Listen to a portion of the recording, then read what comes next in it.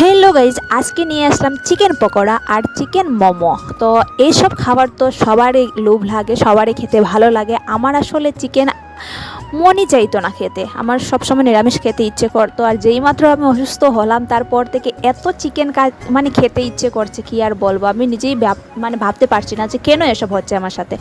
আর এত টেস্টি ছিল চিকেন পকোড়াটা, দেখো আমি মুখে দিয়ে আমি কি আর কথা বলতে পারছি না, এত টেস্টি ছিল। আর চিকেন মোমোটা জাস্ট অসাধারণ ছিল।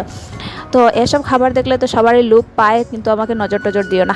তো যারা যারা চ্যানেলে নতুন, প্লিজ চ্যানেলটা সাবস্ক্রাইব করে দিয়ে আমার পাশে থাকবে। আমি খেতে থাকি আর তোমাদেরকে দেখিয়ে দেখিয়ে খাচ্ছি, তার জন্য তোমরা কিছু মনে করো না। আসলে তোমাদের দিতে পারবো না, কি করবো বলো। তো তাড়াতাড়ি চ্যানেলটা সাবস্ক্রাইব করে দিয়ে আমার পাশে থাকো। দেখা যাচ্ছে নেক্সট ভিডিওতে।